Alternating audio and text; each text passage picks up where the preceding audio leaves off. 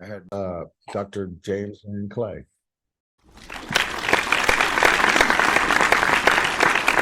Oh, thank you for that lovely introduction, Peter. And I'm glad to be here. Well, when they asked me to do this, it was, of course, yeah, I'll do this talk, but the devil's always in the details. I didn't know that I was going to be following after somebody like David Creech, Saturday morning live. Really entertaining and all that. And we're back into Nerdville now, because what Peter failed to say is that I really am a shy nerd, but I'm a botany nerd. And, when people ask me, what do you do at SFA? What do you teach and stuff like that? And I either get really technical or I just say, I'm the guy, it's what grows in the woods and why. And that would probably summarize my career, my original interest in all of that more than anything else. But one of the biggest impediments, problems with my career, defects, whatever you want to call it, in addition to administration and all that kind of stuff, but it's the fact that all this time we did not have a viable, published, local level flora to help to key out and identify all this stuff. And, over time, I'm slowly learning it and whatnot. But, to try to give one key or whatever to students, send them out to work the vegetation plots. Early in my career, we had two crews going, one in Texas, one in Louisiana, sampling vegetation plots for an ecosystem classification, ecology study and all that. And what do you do with the other crew? Send them with Carell and Johnson. Anyway, let's get this presentation live. So anyway, I was, to make a long story short, I was kind of dragged into this kicking and screaming. I'm not really a floristic, manual botanist, herbarium botanist, although I do curate the SFA herbarium over there at that institution to our north. But I was kind of dragged into this kicking and screaming because there's this gap that really needed to be filled. And when Bruce Cunningham, local artist and another icon of just, he is Nacogdoches, approached me about this project, the answer was yes. Actually pivoted another project I was involved in, a sabbatical, where I was going to sort of reformulate all of my ecological stuff and produce a book, maybe even a coffee table book with that. That's still on the back burner, but it kind of pivoted into this. And really a part of that is the first 20 pages or so of this as well. So I need to try to activate this. I'm sort of wasting time because I need to try to figure out this. Oh, it is working. Okay. I was warned that it might not work right away. So botany in the Pineywoods. Well, I don't really need to introduce botany into the Pineywoods. I started when, 8:30? You've been here since 8:30 and it's what, 11:04 now. I'm assuming this means I have a little less than an hour to talk. I say yay or nay. But it's been botany in the Pineywoods since 8:30 this morning, so I don't really need to say a whole lot about it. And of course, this doesn't say everything about it, but we have a long history of botanical research, vegetation research, which is more my area, plant collecting, horticulture, native plant horticulture. Our local collection, sitting about a mile north of here, ASTC, Austin State Teachers College, an older incarnation of the name of SFA. We got about 80,000 specimens. We're right in the throes of reorganization to fit modern systematics, taxonomy, and also digitization project, thanks to a grant from Torch, Texas, Oklahoma consortium of herbaria. 80,000 specimens, most from this region. I would say 70% anyway of the specimens in that collection are from the Pineywoods, either across the border in Louisiana or from here in East Texas. I've done a modest amount of work with vegetation plots, with ecology. I call my data set Western Woods data set. Anybody know what I'm alluding to? Another Nacogdoches icon? Question, huh? Anybody hearing the music at all a little bit? So Steve Hart, settler of the Western Woods, his last album. And of course, the Western Woods is here. It's the Pinewoods. And then, of course, the career of my predecessor, Elray Nixon, list of publications, from here to the floor in 10-point font, need reading glasses to see it. But you know, at least in my work, you want to know what it is so that you can create these wonderful samples by species data sets and do all of these ordinations and multivariate classifications, indicated species analysis. You know, what really is growing there? You know, what are these species really doing? You know, is there statistically observable association between species X and habitats Y, Z, and you know, are these guys really faithful to forested seeps, or do they also occur in mesic sites and whatever? And it's really nice to have quantitative hard data that you can sink your teeth in and say, yeah, I mean, this is a pattern that looks more likely than what you would see just at random, but you need to do statistical analysis for that. And you need to, just to start, be able to identify those species.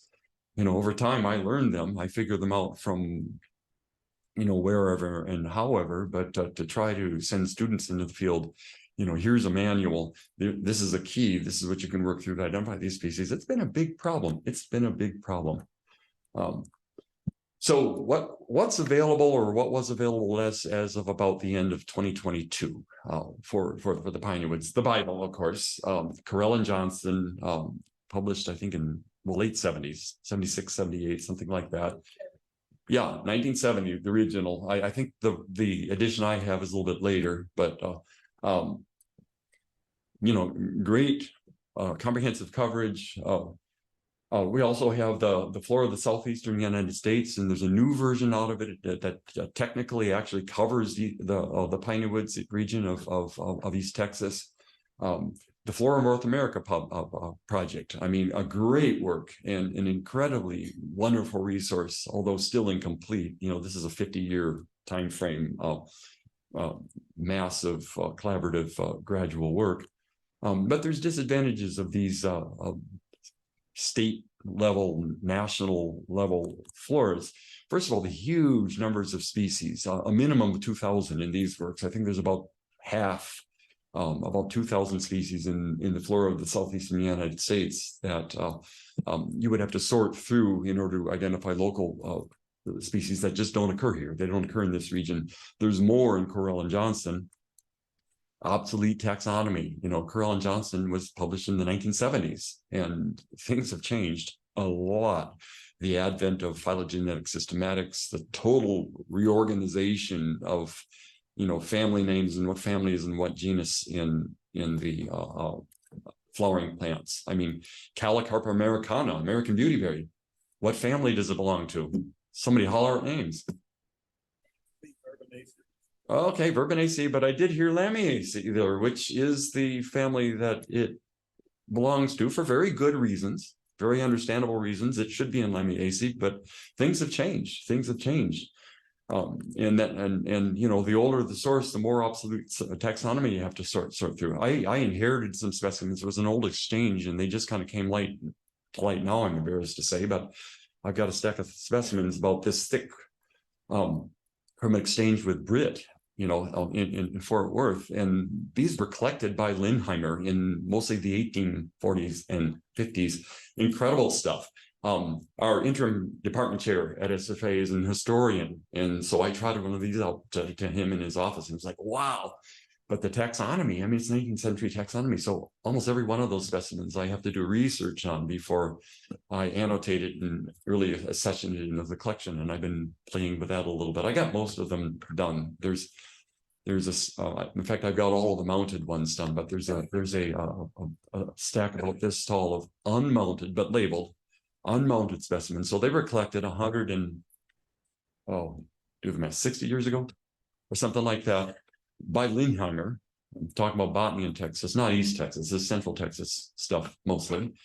And then they were never mounted. They were duplicate specimens and that kind of stuff. So the label was written out, but they were never mounted. And so they've been folded in, you know, they're in like 30-year-old newspaper now, but they were obviously somewhere else before that. And so, you know, I'm working through those gradually. So, but the obsolete taxonomy is a problem. You have to work through all the synonymy and find the probably accepted name. The Flora of North America project is incomplete. And also for people like us who are not necessarily, you know, technical herbarium type botanists, it's really nice to have an illustration or two, maybe even a photograph or a picture or something like that. And you know, in FNA, and even more so in Carl and Johnson's, illustrations are few and far between. And of course, in a work of this scope, it's really not appropriate or possible to incorporate a lot of, you know, region-specific range, habitat, ecology information. And that stuff is so nice to know about the plants, and so helpful when you're really trying to identify them. You know, key down Selaginella, and you don't know what you're doing with Selaginella because you're a beginner or something like that. We really have two species. We have that apoda. We have what's now Corallina, you know, Arenicola, and I guess Ridellii also, but it's Corallina now. And these are easy. This is an easy contrast, but maybe somebody makes a mistake. But then you see that apoda is wetlands, and Arenicola is dry sandy uplands. And you were at a swamp in Caddo Lake when you collected this thing or something like that. I mean, that really helps. This habitat information. That's not an extreme example, of course, but that really helps. So there's huge advantages of a local level flora specific to you know, small, relatively small region like the Pineywoods of Western Louisiana and Eastern Texas. And so fewer species to sift through, and almost all are expected to be present in the local area. We can incorporate this very important locally level relevant ecological and also habitat range. I mean, this tends to occur in the north. This is southern, you know, along the Interstate 10 corridor. This species is northern. You're most likely to find it like around Minden and northeastern Louisiana, spills over into Texas, into the Caddo Lake area, but you're very unlikely to see it below Interstate 20. You know, you can talk about those kinds of things in a local flora. Ecology, local habitat preferences, a little bit on dry mesic uplands, really well developed on the mesic sites, and also spilling over into the forested seeps or bay gulls, which typically tend to be embedded in mesic communities. Local scale population variabilities. So as of, you know, really February of 2023, really even technically March of 2023, this was the best locally available material. So we got Tree, Shrubs, and Woody Vines by my predecessor, published in 2012, not 212, like it says in another slide in this presentation. So, I mean, Elray Nixon is an icon. He's great and all of that, but he doesn't go back quite that far, you know. But anyway, but you know, the taxonomy is somewhat obsolete. The main effort, I mean, 2012 is the most recent edition, but the main effort goes back to the 90s. And so the taxonomy is somewhat obsolete. The key, it's a big, huge key. There's 200 and some couplets in it. And that's just awkward. You know, I'm a firm believer in linked keys, particularly the first key sends you to most of the sub keys, and so that you're not really wading through much more than 30 couplets for any species. And then the big downfall, the big downside of this is it's only the woody plants. You know, all this herbaceous stuff that's growing on the ground, all the interesting stuff, you know, that we spent most of our times looking at yesterday at our various field trips, not there. Illustrated Flora of East Texas, Volume 1, 2006, great work. It's a bit westward shifted in range, and so there's a pretty good chunk of species that are not found in our Piney-Woods region, but because this incorporates pieces of the post-oak savanna, the Blackline prairies, and there's sort of a triangle that goes almost all the way to Austin. So even some hill country stuff is going to come over into that part of, you know, Blackline prairie, post-oak savanna ecoregion. So that's one downside. The other downside is that it's incomplete. Now, I guess the second volume is just about to come out, so that's going to be a pretty big chunk of the dicots or eudicots, but not all of them. But this has been kind of stalled for 17 years. You know, reality sets in, lack of funding, and you know, all kinds of other things like that. And that's what we've got. And then the largest plant group, the majority of our flora, the eudicotyledons the herbaceous, the non-woody members of that are about 1,300 species, plus or minus. And I don't pretend to have got this right. There's some things out there that I missed, yes. And there's maybe a couple of things in there that I call bullshit diversity that should not have been in there because, you know, waves things way on the edge of the range that just really have no business growing in the Pineywoods. You know, what's the word for birds? They show up once. There's a term for that. But anyway, yeah. But that's the majority of our flora absent here. So then you have to fall back on flora of the southeastern United States and sort through all of those out species, or go back to Correll and Johnston, or flora of north central Texas, illustrated flora of north central Texas. It's the new version of the old Chinner and Mahler thing. Has a lot of these species, but it's out of region, and there's a lot missing. And then, of course, the Louisiana parishes adjacent are not officially covered. Do we really want Louisiana or do we not? But, what's right across the same Sabine River is very much Pineywoods compared to what we have here. And also, I did a lot of my ecological work in the Kisatchie National Forest. So I redrew the map to exactly go far east enough to include the Kisatchie National Forest. And that's why the map is what it is, frankly.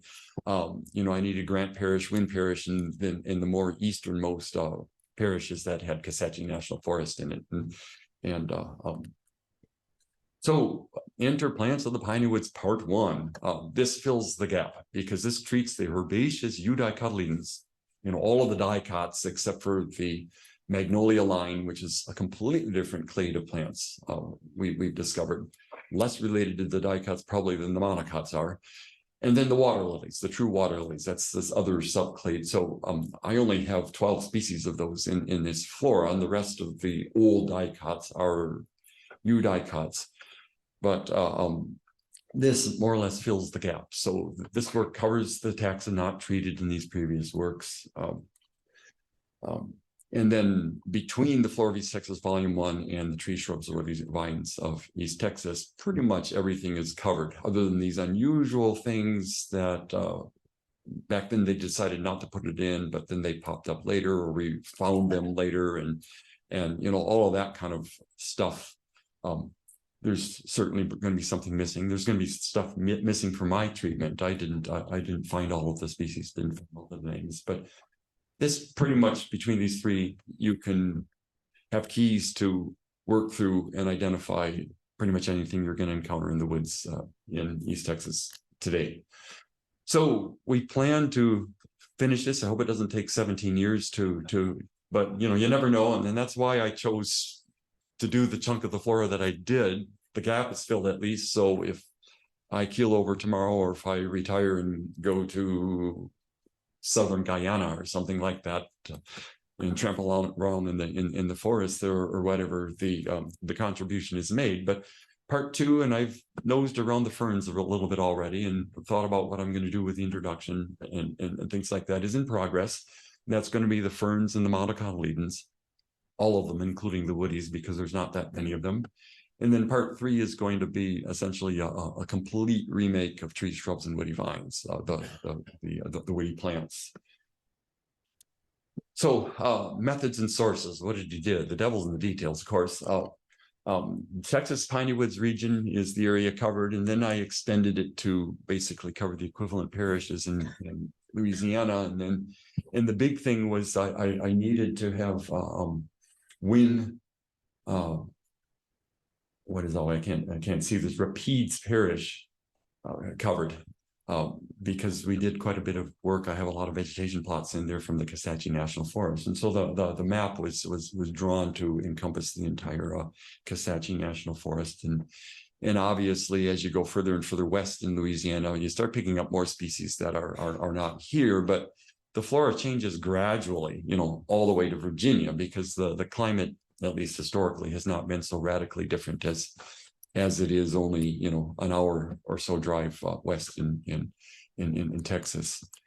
So what's included, the species included. And again, you know, I apologize for missing things. You know, this really interesting rare thing that really should be in, it's found only in Shelby County kind of stuff. But I intended to include all plants that are native to the Pineywoods region. And then all of the introduced species that have naturalized, that are capable of reproducing sustainably in the wild. And so excluding horticulturals and then, you know, occasionals, you know, escaped corn or something like that, that grew for one season on the roadside kind of species. And so sources for what species to include, you know, the old classical checklist of Hatch, of course, but that's, you know, a little outdated, and things have changed, or at least we've found more since then. The unpublished draft of my predecessor, Ferns and Herbaceous Plants of East Texas. I used his list. Now, his list was pretty much derived from Hatch, so there wasn't a huge difference. The USDA plants database is really invaluable for finding some of these things. My research plots, you know, what did I find when I actually went out in the woods and quantitatively sampled vegetation in Western Louisiana and Pineywoods, East Texas? Excursion notes, you know, sometimes I wrote things down, or I took photographs and identified them, and that became a list. And then the herbarium specimens, you know, search through a genus where you know, where did they get collected? And then you know, how many have seen my Pineywoods Plants digital gallery? One or two people. That's about what I mean. I'm thinking about 13,000 photographic specimens on there, and about 8,000 something of them are eudicotyledons or magnolias that are part of this treatment. And pretty much every one of those has location data.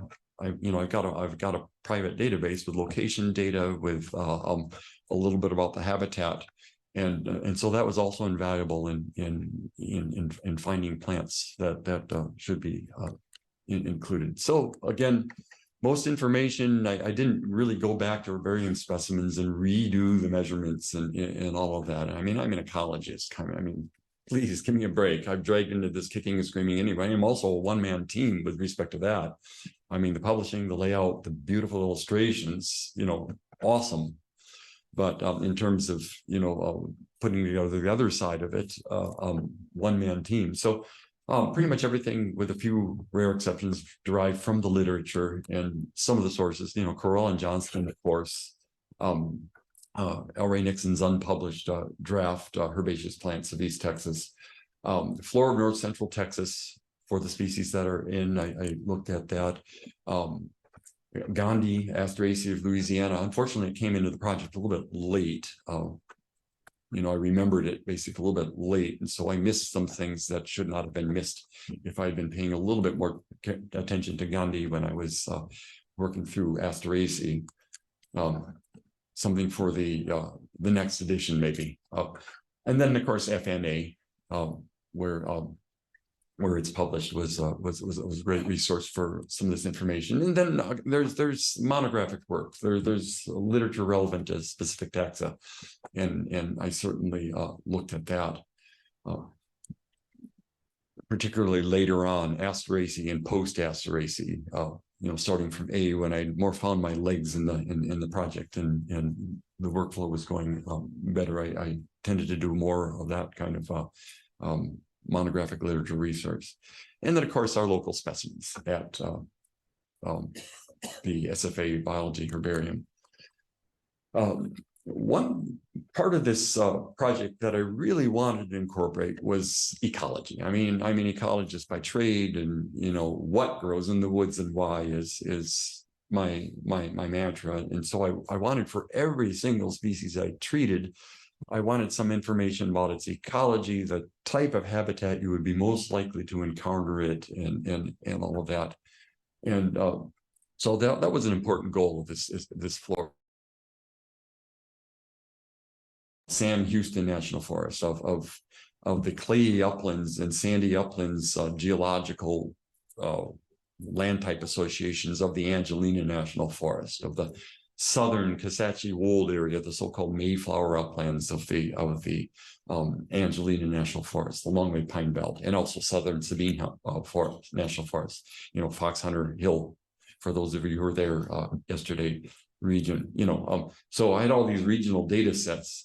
And part of my project, in fact, this was the sabbatical I was on in 2017 that kind of pivoted to the beginning of this book, when Bruce Cunningham approached me, was to combine all of those into a mass data set and then reanalyze everything using multivariate statistical analysis. And, of course, the trends and the overall patterns came out more or less the same as what I observed before, but I learned a lot more about not so much the communities and how to delineate them, but the species, what the individual species were doing with respect to each other and with respect to the habitats that they occurred in. I always knew that, but the perspective given by this reanalysis, I was able to really, really refine that. And I used some additional statistical tools like indicator species analysis as I poked through all that. So that was the major source. Of course, there's species that are not in the Western Woods data set that we didn't get in our plots, some of the rarer ones.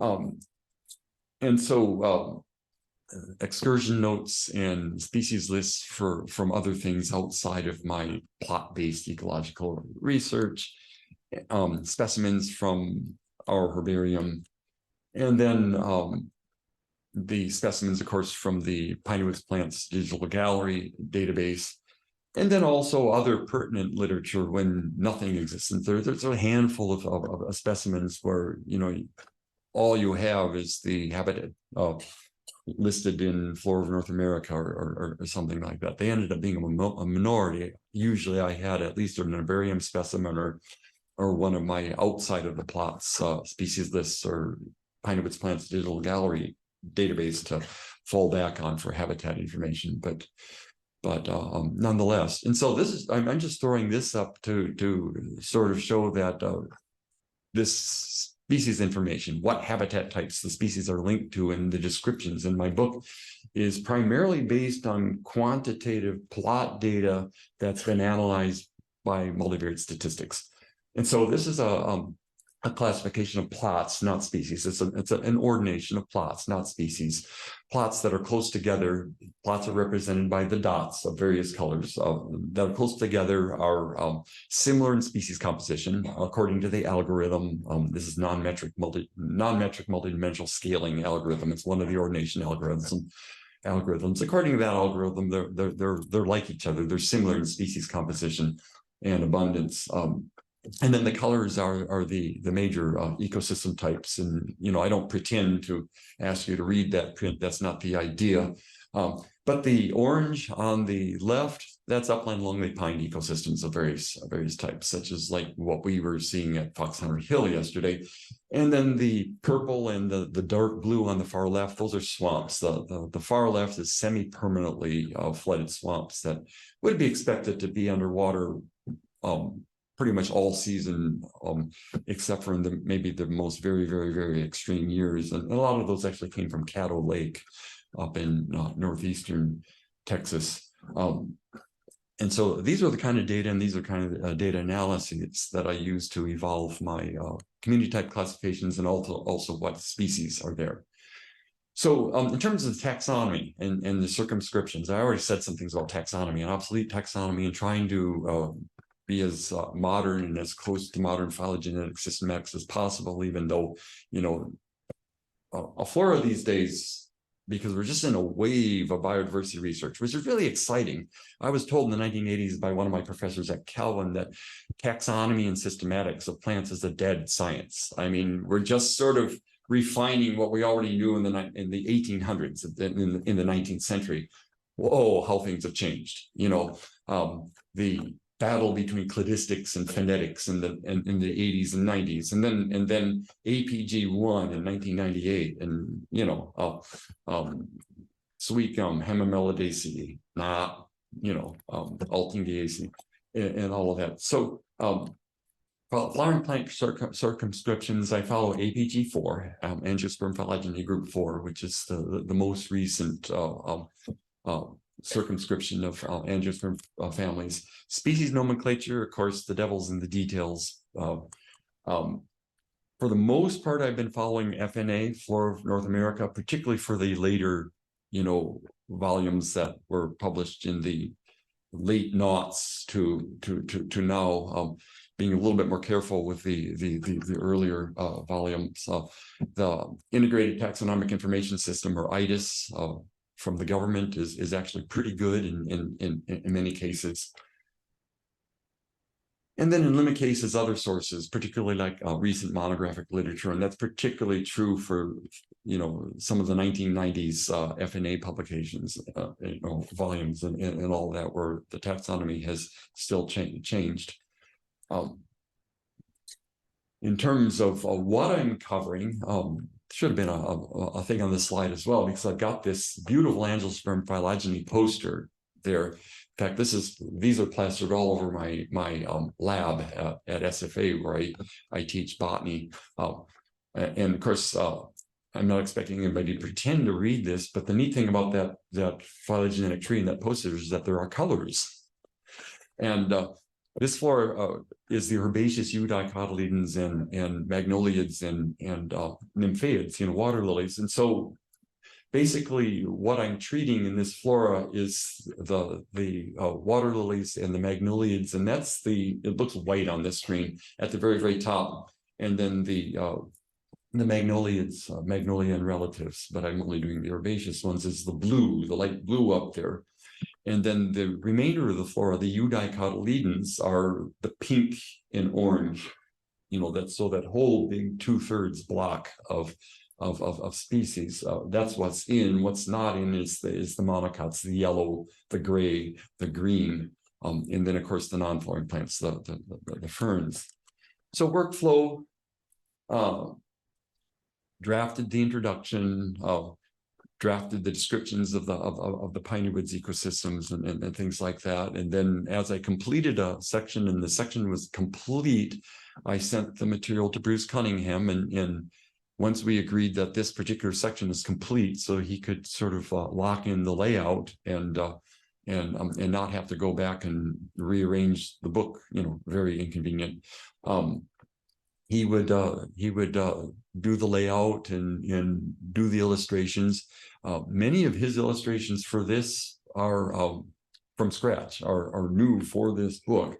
There were some older ones that he was able to fall back on and incorporate into the project, but he did a lot of new, original, for the first time, drawings that are in this book. We illustrated usually with multiple drawings, small scale drawings, but multiple drawings, every single species treated. So 1,300 and I think 50 something in the end it ended up being. Drafted the keys and treatments in botanical family order. So within the major groups, the eudicotyledons, and then at the end of the book, the magnoliids, and at the very end of the book, the few water lilies, true water lilies that we have, alphabetized by family, and then alphabetical order by genus within each family is how we did it. Each species illustrated, and he also went into the keys and illustrated selected key couplets, illustrated the contrast basically. So hopefully that helps get over some of these thorny key couplets. Not always, because keys, particularly to broad groups like families, can be a bear, but we tried.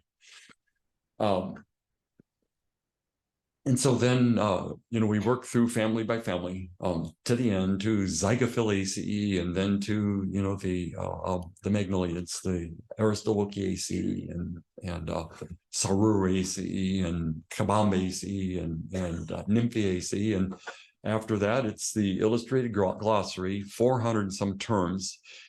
Any technical term botanical term that I used in the book, we attempted to incorporate in the glossary and define. And then Bruce drew just amazingly beautiful illustrations to illustrate that character state, that term. So something great to teach local flora plant systematics, teach how to use keys to students, to actually have the glossary illustrated rather than some dry technical Carell and Johnson style. And then of course indexing, which is always a pain. You know, we had an automated algorithm that did the first crack, but there still ends up being a whole lot of handwork at the end with that. And then Sonia Hill, she wouldn't be here by any chance, would she? Yeah, and Cheryl Gilpin did a trooper's job with actually fairly short-term proofreading. There's a few cockroaches still crawling around in the text that I've noticed, but so I apologize for those, but they did a great job in ferreting a lot of them out. So a little bit of a description of the book. How much time do I have? All right, that's perfect. That's perfect. So just a little bit of description of the book as we go on. The covers, front and back covers, gorgeous drawings by Bruce Cunningham, and this is the only part of the book that's color. And every one of the plants and flowers drawn on that cover is something treated in the book. You know, it's not for fun, it's not for beauty. This is part of it. And in one of the first inner pages, there's actually a key to what all those drawings are. Each drawing has a little number by it, and then you can go down that list and find what species number 30, for example, is on the front cover, the back cover, and then also the leaves of the cover, chock full of all these drawings. So the book dedicated to my predecessor and a great icon of botany in the Pinewoods, Elray S. Nixon, who passed beyond in 2016. The total volume is 465 pages. That includes the 10 preliminary Roman numeral pages. And then we treated in total 1,355 species. Of those 1,355, 343 are herbaceous and also semi-woody. You know, subshrubs. Where do you leave off woody and herbaceous? And you get a genus like Hypericum, which is a bit of a difficult genus to work through. You don't really want to cleanly split the woodies from the herbaceous. You want to treat the whole genus, including Hypericum species that are definitely shrubs and not woody. So some of the legumes, the Fabaceae, you know, Amorpha, Fruticosa, Amorpha, I'm blanking. It's more or less herbaceous. But then we have Fruticosa, Paniculoides, and some of these others that are really legitimately shrubs, but you don't really want to break something up. So there are a few woodies that got into it as a result of decisions like that. And then these are in 80 different botanical families. The biggest families, of course, were the Asteraceae, and then following that the Fabaceae. Of course, the bean family and the sunflower family, and then after that, probably some of the other larger families included the Orobank family, the Orobancaceae, what would that be? Yeah, I'm blanking on the common name again for that, but broomrape family of parasitic and hemiparasitic plants that were mostly formerly thought to be in a family called Scrophulariaceae, which actually is a very small family here in East Texas. And then the other side of the Scrophulariaceae, the Plantagonaceae, the Plantago family. Those were some of the larger families. The herbaceous magnoliids and the water lilies are very, very few, but we did decide to treat them in this book, basically making this all of the so-called dicots. And then the introduction describes 16 general, natural, and semi-natural ecosystem types. You know, I told you I'm incorporating ecology into here, and then 400 plus botanical terms in the illustrated glossary. So the whole thing is 465 pages, 455 plus 10 Roman numeral pages. So in the introduction, the bigger part, or the larger part of the introduction, the first 25 pages or so is introduction to the ecosystem types. And I'm not going to go through this in detail because Matt Buckingham did yesterday.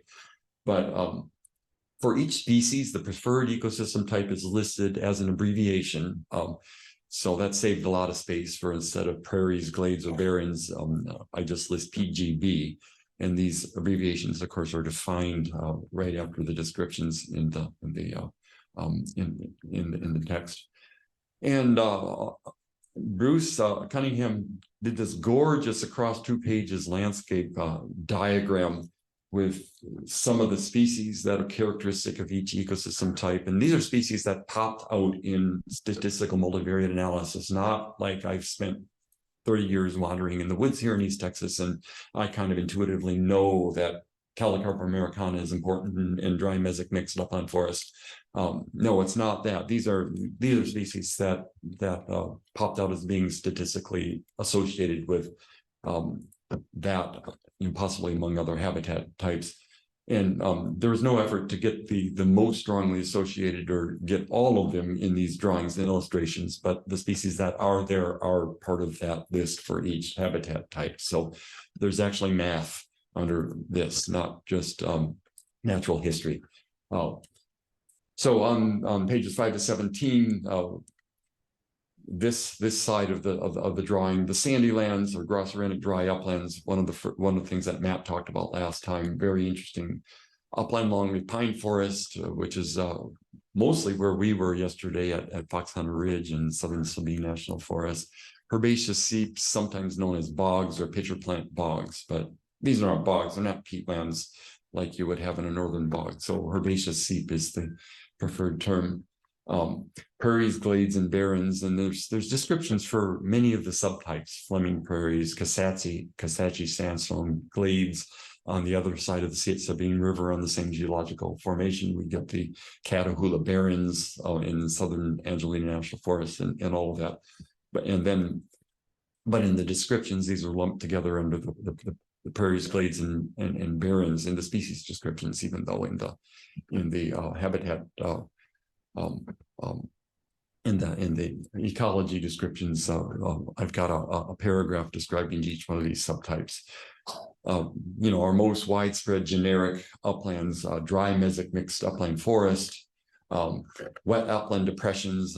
Matt talked about those a little bit yesterday. And then, of course, the mesophytic, the white oak, beech, magnolia, more rich lower slopes and stream bottoms habitats, mesic lower slopes, terraces, ravines, the MSB abbreviation.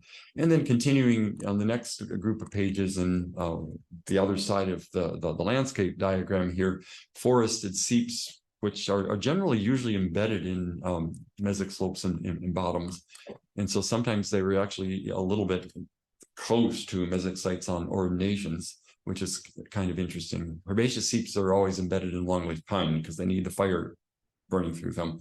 Forested seeps tend to be lower on the landscape, and they're as often or not embedded in these mesic lower slopes and stream bottom areas. Wet mesic stream bottoms and bottomland ridges, so the higher, drier parts of major floodplains, and also the larger minor streams that are a little wetter. They have a little bit more flooding, and we're beginning to get to see some wetland and bottomland hardwood species in there in addition to the mesic species, but it's not so wet that mesophytic species such as loblolly pine and sometimes even beech and white oak necessarily are going to drop out. In fact, some of the biggest loblolly pines I've ever saw are on these wet mesic situations. Wet mesic, I guess that would be irregularly flooded hydrologic regimes. So we're looking at somewhere 5%, 5 to 12% of the growing of a typical growing season. There may be some kind of flooding or inundation. I always say the end of wet mesic is the line is where you get enough flooding that you cannot support mature loblolly pine anymore. You might get seedlings and saplings because of a lot of good years, but then there's going to be a big flood that kills them and wipes them out before they get big. But if the flood regime is mild enough that you can get mature loblolly pine, it's wet mesic. And if it's a little bit more severe than that, then it's going to be seasonally flooded. So sugarberry elm-rich floodplains, this is a variant of mostly wet mesic, although the concept of this extends into somewhat wetter floodplains possibly as well. These are of rivers that are receiving generally calcareous materials from outside of the Piney-woods. So higher, drier areas associated with portions of, say, the Red River alluvial plain in Louisiana. And then there's some things, Sam Houston National Forest and towards our west, where we're getting slightly less acidic alluvium, and you tend to get things like sugarberry, Celtis levigata, a common species of uplands around here in Nacogdoches, but that and Ulmus crassifolia and other things like that, and a different ground flora of different types of sedges than you would expect to see in a typical wet mesoc situation. Seasonally floodplains, this is sort of the main landscape of floodplains like the Angelina River. Regularly flooded or shallow water swamps. These are swamps, often planer tree, Planera aquatica, water elm, or maybe Carolina ash, Fraxinus caroliniana tend to be dominant in these kinds of areas. And these are swamps where you'd expect most seasons you'll at least get a few weeks of drawdown where the soil is exposed, is drained. And then deep water swamps, think Caddo Lake, think portions of the Big Thicket, semi-permanently deep water swamps, riverbanks, stream banks, and sandbars, these high flood energy areas, eastern cottonwood, Platanus occidentalis, I'm blanking on the name. Yeah, eastern sycamore, box elder, giant ragweed over your head as an annual, these kinds of areas. And then marshes, non-forested wetlands. And then I also have a section on various human disturbed and ruderal types of ecosystems. So then we have the key to the families, key to the major groups. First of all, monocots, which are not covered, referred to other sources, woody plants, which are not covered, referred to other sources, and then the nymphaeids, the water lilies, true water lilies, the eudicots, the bulk of the treatment, and then the also the herbaceous magnoliids. And then we start with the family keys. I hate family keys. They're always hard to negotiate. 80 families. And I put it together as a series of linked keys, most of which you only have to go through 2, possibly 3 keys to get to your determination. In most cases, you don't have to go through much more than 30 couplets to get there. And no individual key is more than 25 couplets long, and most of them even less. One of the keys, key 3, is a key to the old historic Scrophulariaceae. There's not a lot of the families, Plantagenaceae, Orobanchaceae, as opposed to Scrophulariaceae.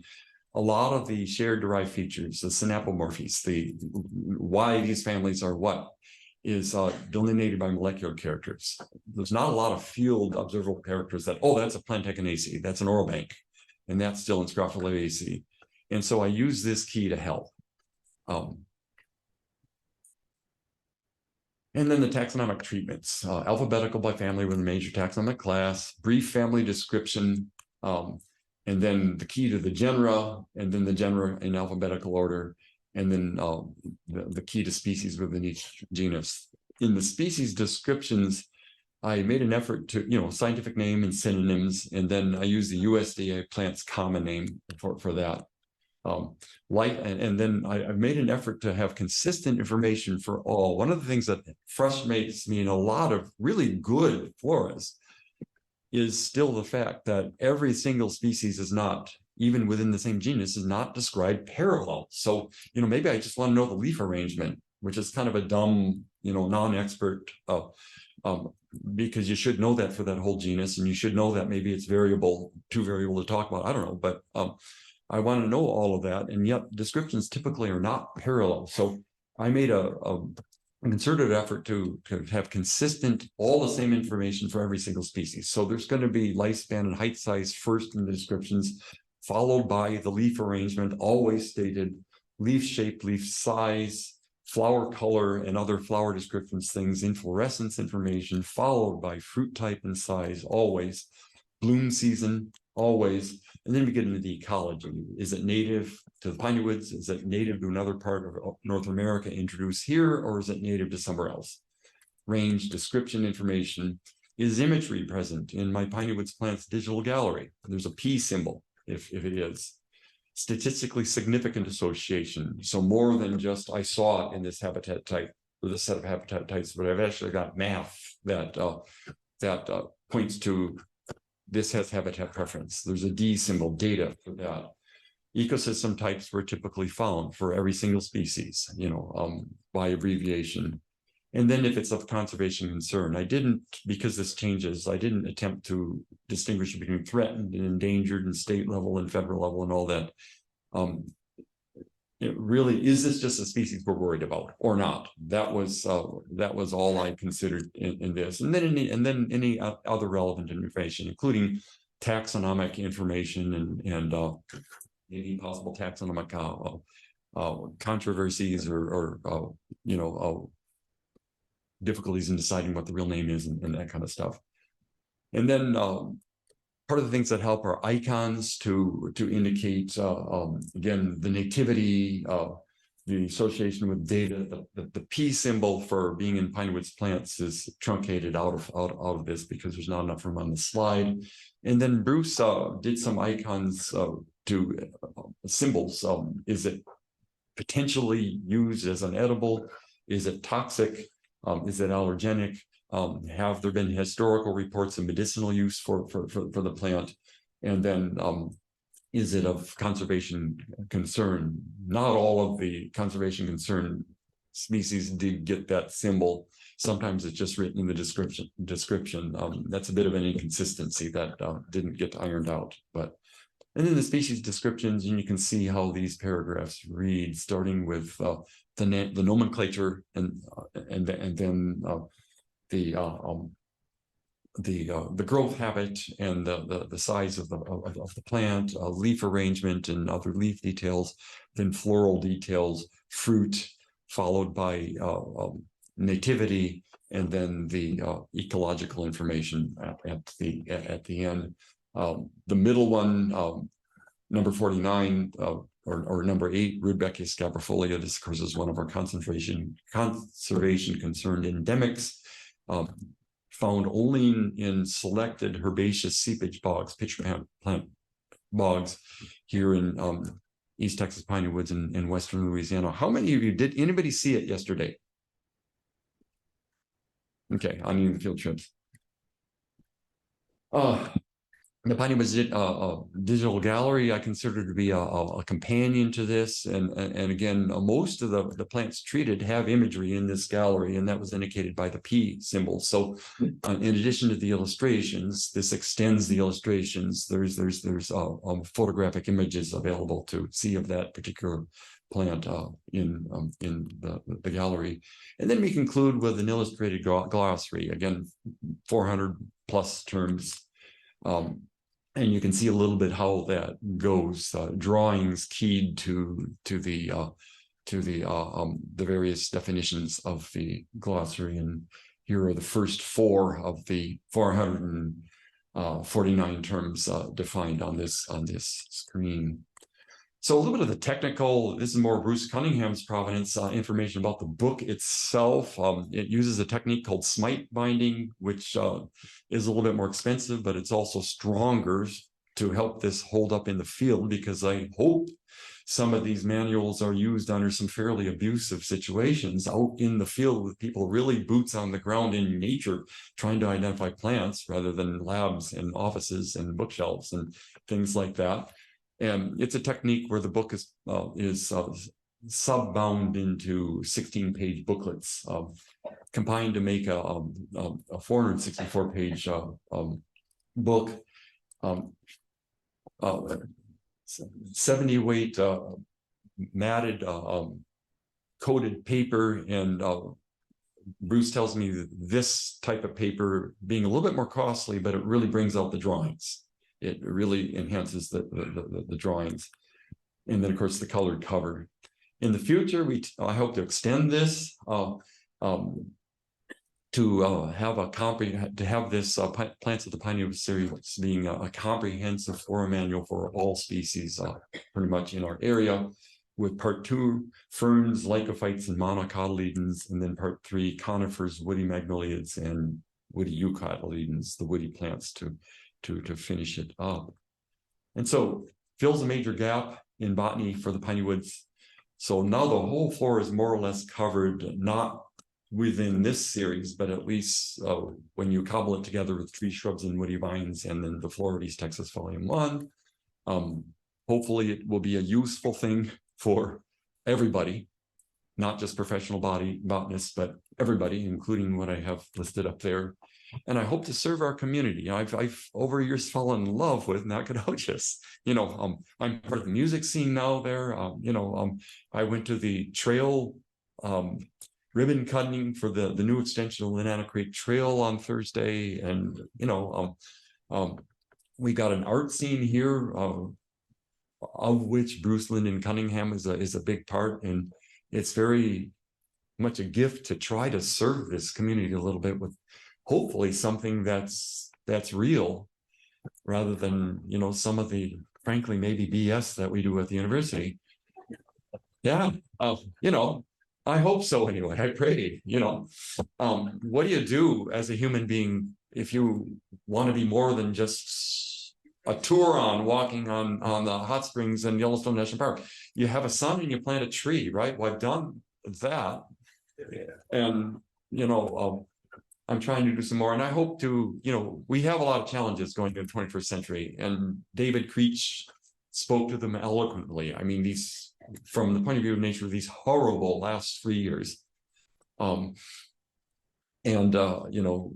Droughts and floods within 2 months of each other. So, and a resource like this is nature biology is going to become more important, not less, I hope, in the future as we face these challenges.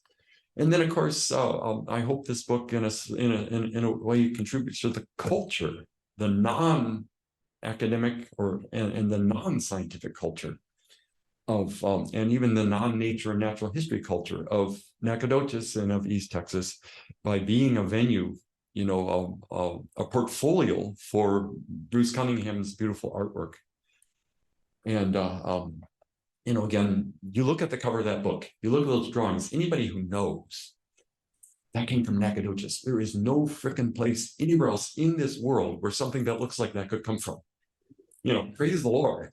I mean, we're authentic here. People come from Dallas and Houston, from suburbia, to browse our antique malls and to see something that's just maybe a little bit real, because it isn't real over there. And if Plants of the Pineywoods 1 can contribute to that a little bit, I'll be really happy. So thank you for bearing with me. And does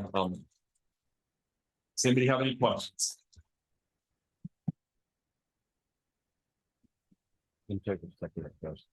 Any questions? We can take a couple. You're as bad as I was. Yeah. Thanks. All right. Well, thank you. You're well educated.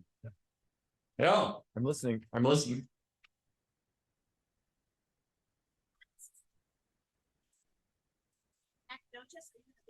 Yeah, we're called the Love Peddlers. I think you can look us up on pedal as in bicycle. We met as a bicycle group first, and then we realized that we play music. So, there's me on violin, on electric violin, and then there's Joe Flynn, our lead vocalist, and he's responsible for most of the original material as well. There's Brandy Hernandez, who's our keyboardist, and then there's Mike Shelfo, who's our bass player, and then there's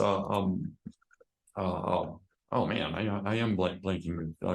Gary Griffin, who's our percussionist. And we're the Love Peddlers. We're actually playing at the cottage, and the new ownership says the gig is still on, and despite an ownership change on December 1. And then we're closing out the music season for the brewery on December 9. So yeah, we're the Love Peddlers.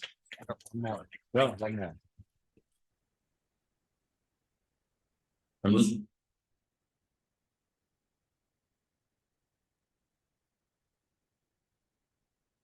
Okay, so Bruce, of course, has done a lot of drawings before, but he contacted me, I think it was sometime during 2017. It was during when I was on my sabbatical, where I was supposed to be really doing an ecology thing. And then he contacted me then, and then I kind of pivoted that.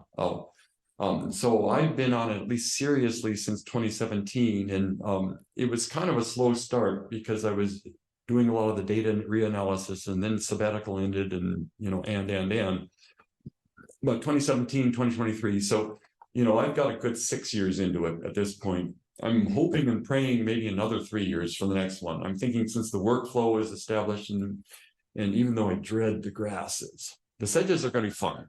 The sedges are going to be fun. And sedges are cool. They're hard to identify, but they're cool because they're so ecological in how they behave. But anyway, I'm dreading the grasses, but nonetheless, I do have fewer species to treat than I treated there. Yeah. Is your book available for sale now? It is available for sale. It's available for sale in the very next room. If you buy it there from Bruce Cunningham, I can sign it. And we'll be messing around with that, you know, maybe even during lunchtime. It was available last night. There's a small storefront. Bruce, are you here? What is the name of the store where it's sold? And there's also, you can buy it online through Bruce Cunningham's website, www.forestartist.com. And also, if you get into Pineywoods Plants Digital Gallery, there's the link to that in there. So it is definitely available. I think he told me that it's even on Amazon now. So it's getting around. Yeah, it is available. Nope. Books, no, keep that word possible, going to the definition, and then I see this. Are other people going to pick up or like illustrating your definition? I hope so. I hope so. I mean, you know, obviously having a resource like Bruce Cunningham makes it a lot easier, but the overall trend is to make floras more user-friendly. Even look at Flora of East Texas Volume 1 compared to Coral and Johnston. They've come a long way with at least having various drawings and imagery to illustrate the plants. But I hope so, because God, I've been there, especially as a master's student, as a PhD student, not knowing anything. Yeah, I hope so. Thank you. Thank you, James.